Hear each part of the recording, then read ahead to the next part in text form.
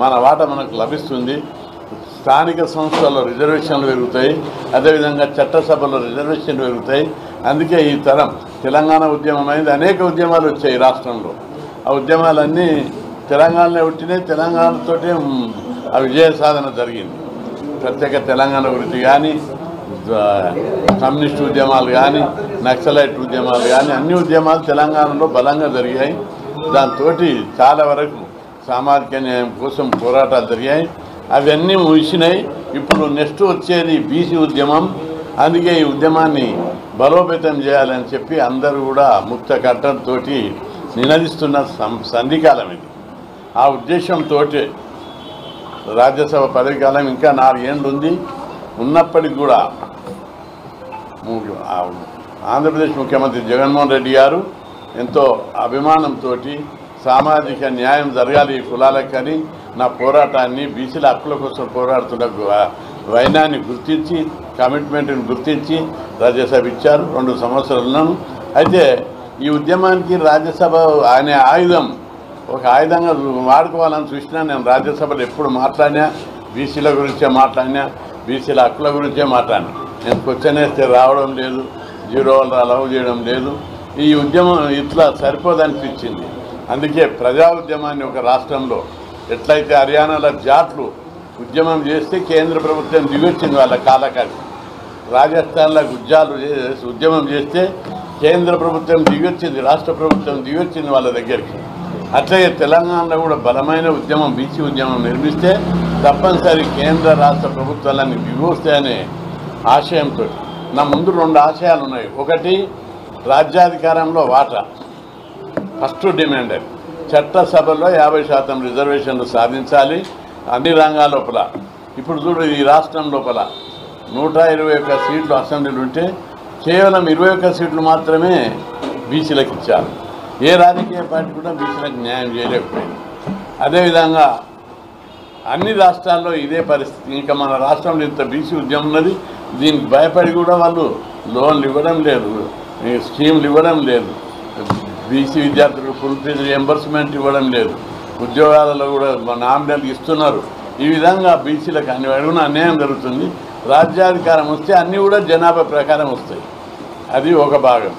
రెండవ భాగం తీసుకున్నట్లయితే మన రాష్ట్రంలో నేను గత 50 సంవత్సరాలుగా పోరాడి హాస్టల్ చదువుకోవాలి, బీసీలు ఎస్సీలు ఎస్టీలు చదువుకోవాలని హాస్టల్ పెట్టాలని, స్కాలర్షిప్ స్కీమ్ పెట్టాలని, అదేవిధంగా గురుకుల పాఠశాలలు పెట్టాలని పోరాటం దశల వారీగా తీసుకొచ్చి దేశంలో ఎక్కడ లేని విధంగా మన రాష్ట్రంలో కూడా ఉన్నన్ని హాస్టళ్ళు, 2 తెలుగు రాష్ట్రాలు ఉన్నన్ని హాస్టళ్ళు, గురుకులాలు, ఫీజు రియంబర్స్మెంట్ పథకం ఈ దేశంలో ఏ రాష్ట్రంలో లేవు. ప్రతి ఒక్కరికి స్కాలర్షిప్ వస్తుంది ఇక్కడ. వీటి కోసం అనేక సమరశీల పోరాటాలు చేశాం, అనేక మిలిటెంట్ ఉద్యమాలు చేశాం, ఉద్యోగాల భర్తీ కోసం ఉద్యమాలు చేశాం. ఉద్యోగాలలో బీసీలు ఈరోజు 58% ఉన్నారు మన మొత్తం రాష్ట్ర ప్రభుత్వంలో. కేంద్ర ప్రభుత్వ ఉద్యోగాలలో ఇతర రాష్ట్రాల్లో ఎక్కడ కూడా 25% దాటలేదు. కేంద్రంలో అయితే 18% ఉన్నారు. ఇతర రాష్ట్రాల లెక్కలు చూస్తే 25-30 మధ్యలోనే ఉన్నారు. మన రాష్ట్రంలో 50% దాడింది. ఇవన్నీ ఉద్యోగాలు భర్తీ చేయడం, బీసీ స్టడీ సర్కిల్ పెట్టేయడం, రుణాలు ఇవ్వడానికి కార్పొరేషన్లు పెట్టేయడం, ఇవన్నిటి వల్ల బీసీల డెవలప్మెంట్ ఇక్కడ జరిగింది. ఇట్లాంటి డెవలప్మెంట్ దేశం అంతటా జరగాలని మేము ఆశిస్తున్నాం. అందుకే చట్టసభలో 50% రిజర్వేషన్లు పెట్టాలి. విద్యారంగం లోపల బీసీలు అందరూ మన రాష్ట్రంలో ఏ విధంగా అయితే చదువుకుంటున్నారో అదేవిధంగా ఇతర రాష్ట్రాల్లో కూడా బీసీలందరూ చదువుకోవాలి. అప్పుడు మాత్రమే ఈ కులాల లోపల సమానత్వం, ఆర్థిక సమానత్వం, సాంఘిక సమానత్వం, అన్ని రంగాల లోపల దోపిడీ, పీడన, వివక్ష లేనటువంటి వ్యవస్థ నిర్మాణం కోసం సమాజం లోపల స్టార్ట్ అవుతుంది. అందుకే బీసీ ఉద్యమాన్ని బలోపేతం చేయాలని చెప్పి నేను రాజీనామా చేశాను. బీసీలందరూ కూడా దీని మీద గత 2 నెలలుగా జరుగుతున్న మీటింగ్లలో, జిల్లాలలో, సిటీలో కుల సంఘాల నాయకులు అందరూ కూడా ఈ ఉద్యమాన్ని బలోపేతం చేయాలన్నారు. అయితే ఇక్కడ ఒక క్లారిఫికేషన్ కావాలి అందరికీ. ఎందుకు రాజీనామా చేసినావు అంటే పార్టీ రైతాంగ ఉద్యమం జరపాలని. ఇప్పుడు ఉద్యమం ఎక్కువ బలంగా చేస్తే ఏదో ఒక పార్టీ వీళ్ళకు ఎంకరేజ్ చేస్తుందనేటటువంటిది మచ్చ వస్తుంది. దాన్ని అరికట్టడానికి పార్టీలకు అతీతంగా ఉద్యమాలు చేపట్టాలని చెప్పి నిర్ణయం జరిగింది. కాబట్టి ప్రజలందరూ పెద్ద మనసుతోటి ఉద్యమాన్ని బలోపేతం చేయడానికి అందరూ సహకరించాలి. ఈ ఉద్యమం ద్వారా దేశవ్యాప్తంగా మన కులాల వారికి న్యాయం జరగాలి. చట్టసభలో రిజర్వేషన్లు రావాలి, ఎమ్మెల్యేలు కావాలి, ఎంపీలు కావాలి, సర్పంచులు కావాలి, ఎంపీటీసీలు, జెడ్పీటీసీలు కావాలి, అన్ని నామినేటెడ్ పోస్టులు వాటా రావాలి. ఈ విధంగా జరగడం లేదు కాబట్టి బలమైన ఉద్యమం జరగాలి.